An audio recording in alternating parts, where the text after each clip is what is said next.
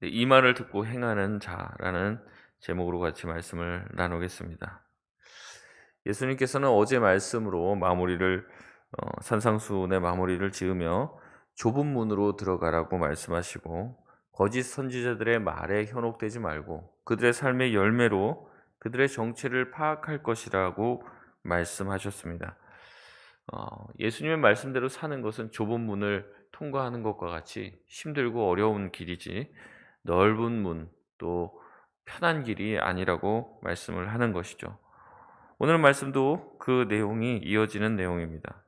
거짓 선지자들은요, 21절에 오늘 본문 말씀처럼 주여 주여 합니다.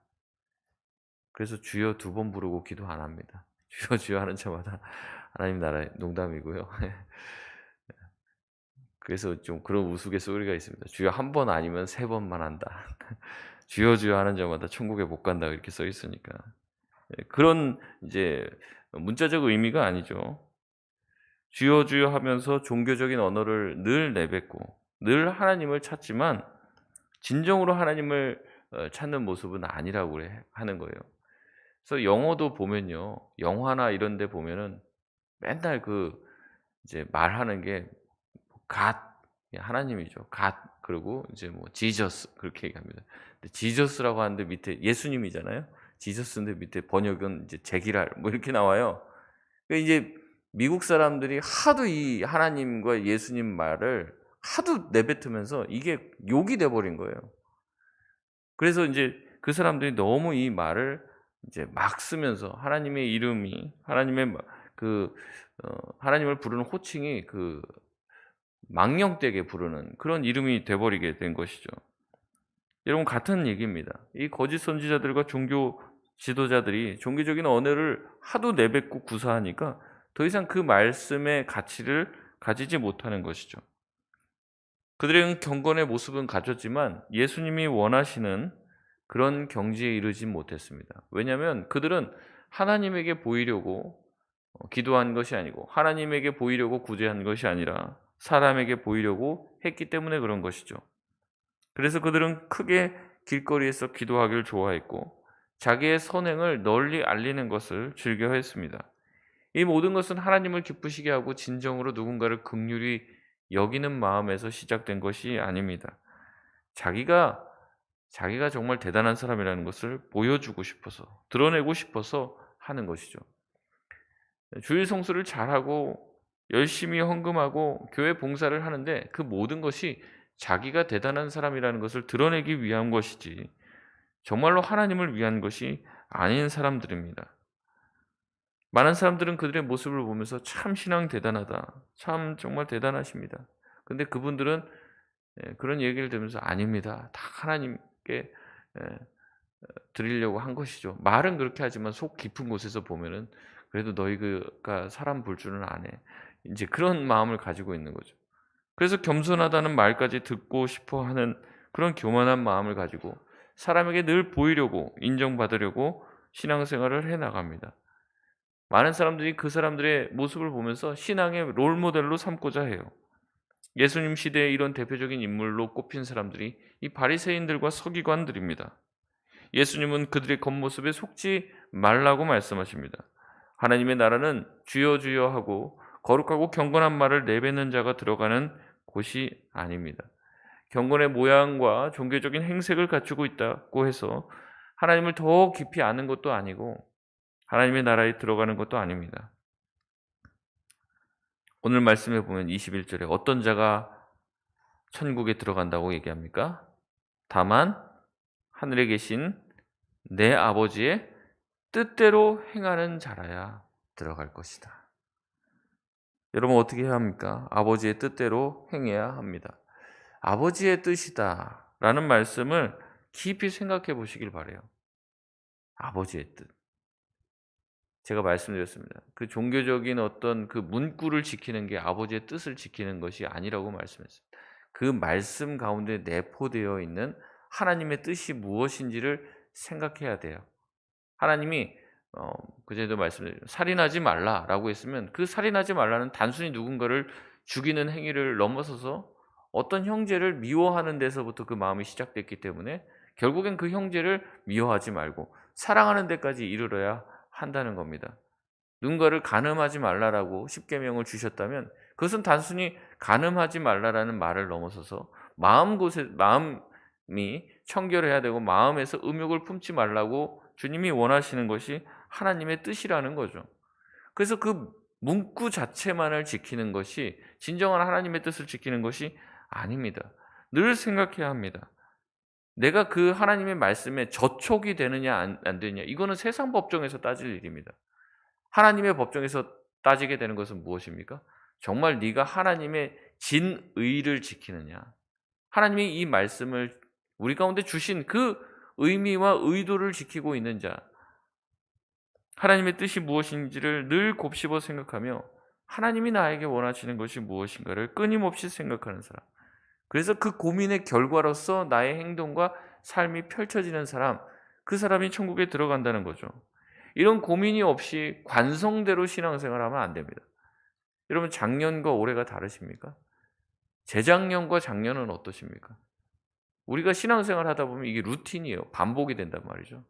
그래서 아무 생각 없이 관성대로 신앙생활 합니다. 그냥 일요일이 됐기 때문에, 주일이 됐기 때문에 그냥 교회 가는 거예요. 아무 생각과 기대감과 뭐가 없습니다. 뭐가 다른 게 없습니다. 주님은 우리에게 늘 새날을 주시는데 우리는 어떻게 해요? 하던 대로 합니다. 하나님의 뜻과는 상관없이 그렇게 한다는 말이죠. 저도 작년 말에 목회 계획을 세우면서 이런 생각을 많이 했습니다. 하나님이 새해를 주시는데 2023년 새해를 주셨잖아요. 그럼 새로워져야 되는데 저도 마찬가지예요. 해왔던 대로 하게 되는 거예요. 우리 교회가 그동안 뭘 했나. 그리고 그걸 바꾸지 않길 원합니다. 다들. 했던 대로 하는 게 편하니까. 그게 익숙하고 자연스럽기 때문에 했던 대로 합니다. 근데 했던 대로 하면요, 살던 대로 살면요, 생각이 달라지지 않고 마음이 달라지지 않습니다. 하나님은 우리에게 새해를 주신 이유가 있죠. 작년과 올해를 반복하지 말라는 의미입니다. 그러면 2022년이 계속 반복돼야죠. 올해도. 근데 새해를, 아무도 쓰지 않은 새해를 우리에게 허락하신 것은 새로운 하나님의 뜻이 있다는 것이고 너희의 신앙의 패턴을 좀 바꾸라는 얘기입니다. 기도하지 않았던 사람은 좀 기도하기로 결단하고, 전도하지 않았던 사람은 좀 전도하기로 결단하고, 또 말씀을 잘 읽지 않았던 사람은 작심삼일이 되더라도 뭔가 말씀을 읽기로 하고 묵상하기로 결단하고, 새로운 신앙의 패턴을 가지지 않으면 우리 신앙이 새로워질 수 없다는 것이죠. 그래서 말씀을 하루에 3장씩 읽던 사람은 새해가 되면 좀 바꿔야 됩니다. 5장씩 읽어봐야지. 내가 기도를 하루에 10분씩 했어요. 20분씩 해봐야지. 올해는 내가 새벽 기도 나올 때 내가 늘 20분밖에 기도 못했는데 그래도 21분, 25분이라도 기도를 해봐야지. 자기가 좀 생각과 패턴을 바꿔야 된다는 거예요. 이런 결단이 없이, 여러분, 생각하고 생활하는 게 똑같으면요, 자기 신앙생활에 변화가 없습니다. 똑같습니다, 그냥. 그래서 한번 생각해 보시죠. 지난 10년을 생각했을 때 저와 여러분의 신앙이 성장하고 달라졌냐는 거죠. 예배는 그렇게 많이 듣고 말씀은 그렇게 많이 들었는데 우리의 삶이 그대로라면, 우리 주변에서 내가 성장하고 변화됐다라는 이야기가 없다면 조금 문제가 있을 수 있습니다. 안 자라고 있다는 거예요. 아이가 10년 동안 안 크고 있어요. 그대로예요. 4살, 5살 그대로예요. 변함이 없어요. 그럼 병원 데리고 갑니다. 애가 뭐가 문제가 생겼는지 안 크네요. 우리의 신앙에 병이 들면 그렇게 된다는 거예요. 신앙의 패턴을 바꿔야 됩니다. 달라져야 하는 거죠. 작년과 올해가 달라야 합니다. 지난주와 이번 주가 달라야 합니다. 왜냐하면 지난주에 우리에게 주시는 하나님의 뜻과 이번 주에 우리에게 주시는 하나님의 뜻이 근본적으로는 똑같을 거예요. 근본적으로는. 그러나 우리에게 일상이 달라지고 세상이 변하고 우리의 삶이 변하기를 원하시는 하나님의 뜻은 늘 우리에게 새롭게 주어진다는 것입니다. 그렇기 때문에 우리는 늘 되짚어야 합니다. 어제와 똑같이 살라고 오늘을 주신 것이 아니라는 것을 기억하며 하나님의 뜻에 적합한 우리의 삶의 형태를 가져야 하는 것이죠. 내가 사는 것이, 내가 예배드리고 신앙생활하는 것이 하나님의 뜻을 행하는 데 적합한가를 늘 돌아봐야 합니다. 그래서 바꾸고 갱신해야 하는 것이죠. 경직되고 굳은 사고로는 하나님의 뜻을 이룰 수가 없습니다. 마음과 몸이 새로워져야 합니다. 새 술은 새 부대에 담으라고 이야기하는 거죠. 예수님께서 신약 시대에 오셔서 새 시대를 열었습니다. 근데 예수님을 못 받아들이는 사람은요, 구시대의 사고방식, 구시대의 굳은 사고방식을 가지고 있었기 때문에 예수님을 그 예, 오래된 부대 가운데 담을 수 없었기 때문에 그렇습니다. 과거부터 지금까지 또 미래에도 변하지 않는 하나님의 말씀이 있습니다. 그 하나님의 뜻이 있습니다. 그것을 바꾸라는 얘기가 아닙니다. 그것은 지켜야죠. 계승해야 합니다. 하지만 그 이외의 모든 것은 우리가 늘 새롭게 바꿀 수 있는 준비를 해야 한다는 거죠. 나에게 익숙한 그 자리를 떠나야 합니다. 그래서 하나님은 아브라함에게 떠나라고 말씀하신 것입니다. 그 자리에 있어서는 하나님을 제대로 섬길 수 없기 때문에 본토 친척 아비 집을 떠나고 너에게 안정감을 주었던 모든 것에서 떠나라고 말씀하시는 그 하나님의 말씀에서 순종하며 떠날 때 하나님만을 의지하게 되는 것입니다. 그래야 하나님의 뜻을 행할 수가 있는 것이죠. 주여 주여 하는 그 자리에 있는다고 해서 하나님의 나라에 들어갈 것이 아니라 하나님의 뜻이 무엇인가 곱씹어 생각하며 주님의 뜻을 따라 모든 것을 바꿀 준비가 되어 있는 자가 새로운 하나님의 나라의 백성이 되는 것입니다. 22절에 그날에 많은 사람이 예수님의 이름으로 선지자 노릇하고 귀신도 쫓아내고 권능을 행했다라고 와서 이야기한다는 겁니다. 그러나 이게 예수님에게는 아무 상관이 없는 겁니다. 우리가 구하는 것은 예수님의 이름으로 놀라운 일을 행하는 것이죠. 대단한 업적을 세우고 그것으로 사람들에게 칭송받기를 원합니다. 그러나 주님은 말씀하십니다. 아무것도 내가 너희들과 아무 상관도 없고 내가 너희를 모른다고 이야기하시죠. 그러면서 결론적으로 이렇게 말씀하십니다. 23절 말씀 같이 읽겠습니다. 시작. 그때 내가 그들에게 밝히 말하되 내가 너희를 도무지 알지 못하니 불법을 행하는 자들아 내게서 떠나가라 하리라. 아멘. 주님은 그들을 알지 못한다고 말씀하시죠. 그들에게 뭐라고 얘기하냐면 불법을 행하는 자들아 내게서 떠나가라 말씀하십니다. 종교적인 행위만 가지고 하나님의 뜻을 구하지 않는 자는 가만히 있는 게 아니라 불법을 행하는 것입니다. 하나님의 뜻을 행하지 아니하였기 때문에 불법을 행하는 것이고 예수님과 아무 상관없는 것을 한 것이죠. 아마 그들도 자신이 하는 것이 하나님이 기뻐하는 일이라고 어림짐작하고 그대로 해왔을 것입니다. 이것을 이제 관성이라고 그래요. 관성. 이제 막 달리다가 갑자기 멈추질 못하는 거예요. 달리던 힘이 있기 때문에. 그러니까 우리도 신앙생활이 계속 돌아가면 다람쥐 쳇바퀴 돌듯이 돌아가게 되면요. 관성대로 하는 거예요. 관성대로. 의미를 부여하고 그것에 대한 어떤 진정한 하나님의 뜻을 탐구하기보다는 그냥 해왔던 대로 하는 것입니다. 예수님은 이것을 불법이라고 규정하시는 거죠. 불법을 행하는 자는 하나님의 뜻을 이룰 수 없다고 이야기하십니다. 그러면서 예수님은 비유를 드시죠. 우리가 잘 아는 비유인데 반석 위에 집을 지은 지혜로운 사람과 모래 위에 집을 지은 어리석은 사람이 나옵니다. 집을 지은 두 사람은 비가 내리고 창수가 나자 정반대의 운명을 맞이하게 되죠. 하나는 반석 위에 집을 지었기 때문에 안전합니다. 하지만 다른 하나는 모래 위에 세웠기에 무너지죠. 여러분, 반석 위에 집을 지은 것과 모래 위에 집을 지은 것의 차이가 무엇입니까? 24절과 26절 말씀을 유심히 비교해 보시길 바랍니다. 도대체 어떤 사람이 반석 위에 집을 지은 사람입니까? 어떤 사람이 모래 위에 집을 지은 사람일까요? 지혜로운 사람과 어리석은 사람의 차이가 무엇입니까? 24절에 보면 이렇게 나오죠. 그러므로 누구든지 나의 이 말을 듣고 26절에 보면 나의 이 말을 듣고 거기까지는 다 똑같아요. 근데 D가 다르죠. 뭡니까? 행하는 자와 행하지 아니하는 자. 반석 위에 집을 지어야 된다라고 얘기하면서 많은 희한한 해석을 갖다 붙여요. 근데 그게 아니라 예수님이 말씀하신 핵심, 이 맥락의 핵심은 뭡니까? 말씀을 듣는 데까지는 똑같아요. 모두가 다 말씀을 듣습니다. 근데 반석 위에 집을 지은 자는 누구예요? 말씀을 듣고 행하는 자예요.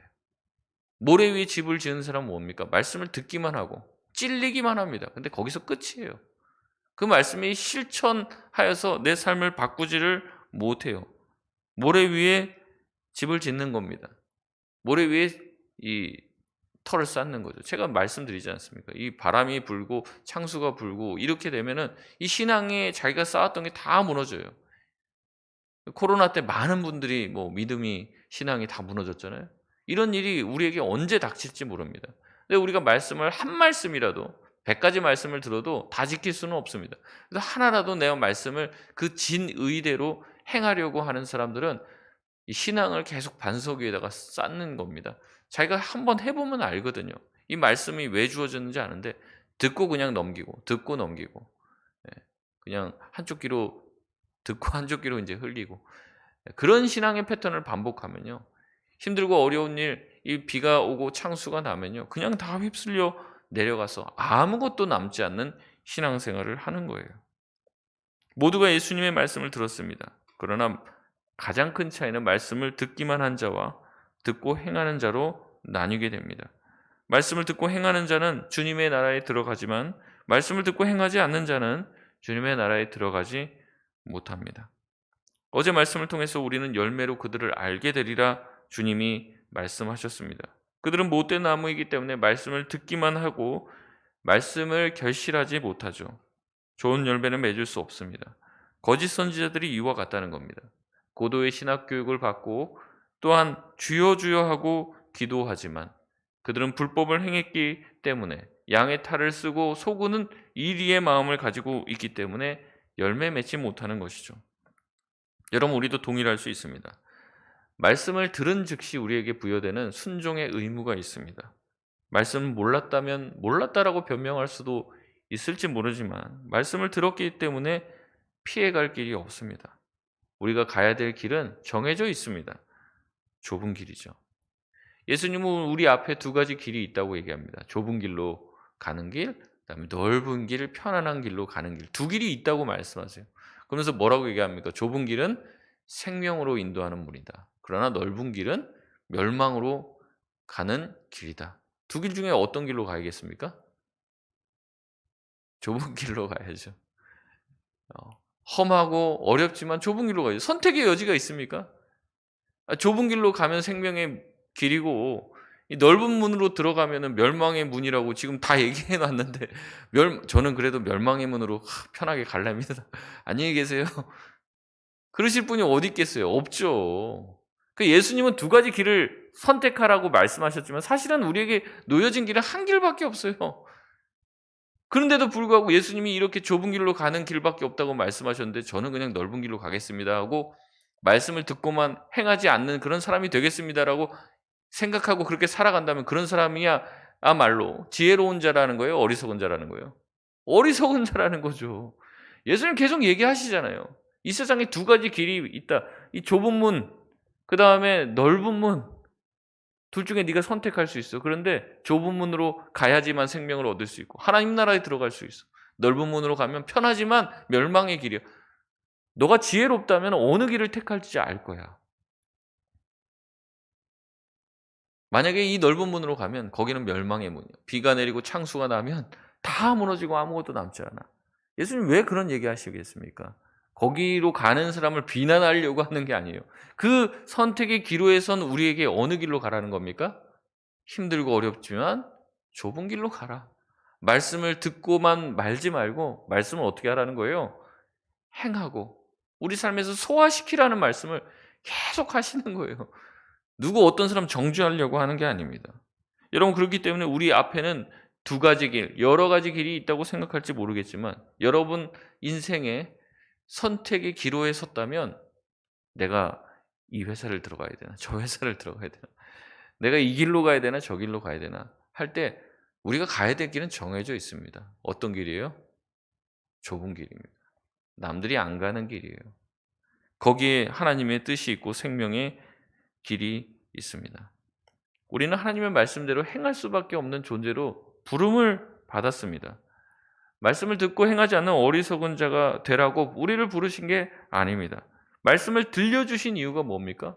행하고 생명을 얻으라고 우리에게 요청하시기 위해서. 그래서 우리에게 생명을 결국에 주시기 위해 우리를 부르신 것이죠.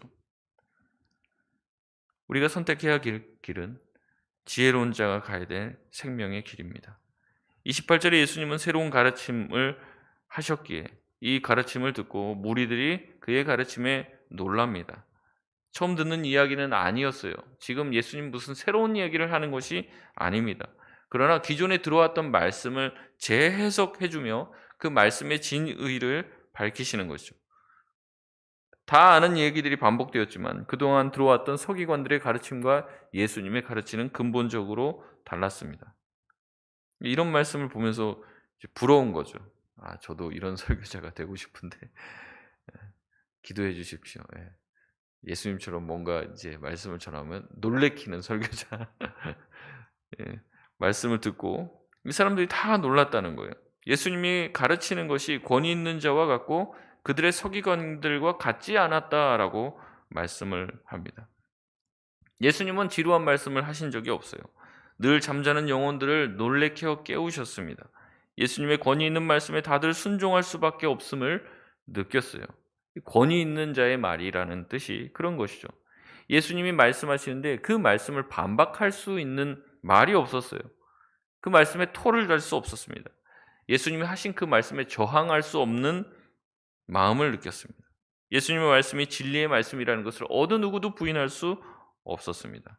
그렇기 때문에 복음서 이 전체의 내용들, 그리고 특별히 이 오늘 마지막 마무리가 되어지는 이 산상수훈의 말씀은 지금도 신앙인들뿐만 아니라 비신앙인들도 많은 감동을 받고 있는 것이죠. 오늘 우리가 이 말씀을 보고 나눌 수 있다는 것이 얼마나 큰 은혜인지 모르겠습니다. 그런데 또 우리가 어리석은 자가 되어서는 안 되겠죠. 말씀을 들었기에 말씀을 순종하길 원합니다. 그 말씀대로 살아 생명을 얻길 원합니다. 말씀을 맺겠습니다. 들은 말씀대로 살 수 있길 날마다 기도하시기를 바랍니다. 우리에게 그 살 능력이 없다는 것을 인정하시고 그 말씀대로 살 수 있는 힘을 달라고 예수 그리스도께서 우리 안에 내주하셔서 이 성령을 통해서 우리에게 그 힘을 이미 주셨다고 성경은 말하고 있습니다. 그래서 내게 능력 주시는 자 안에서 내가 모든 것을 할 수 있다라는 말은 내가 엄청난 사업을 벌려도 주님의 힘으로 다 그 사업을 감당할 수 있다 이 뜻이 아니라 우리가 이 하나님의 말씀을 순종할 수 있는 능력이 없지만 내게 능력 주시는 자 안에서 성령 안에서 이 모든 일들을 감당할 수 있다는 말씀입니다. 늘 기도하시길 바랍니다. 성령의 충만함, 성령의 다스림과 성령께서 나의 영혼을 지배하시고 다스리시고 충만케 하셔서 오늘 하루도 성령의 뜻대로 살길, 나의 뜻과 나의 생각과 나의 계획이 아닌 하나님의 뜻대로 행하며 사는 오늘 하루가 되게 하여 달라고 기도하며 오늘 하루를 열어갈 수 있는 우리 모든 성도들 되시길 바랍니다. 우리 같이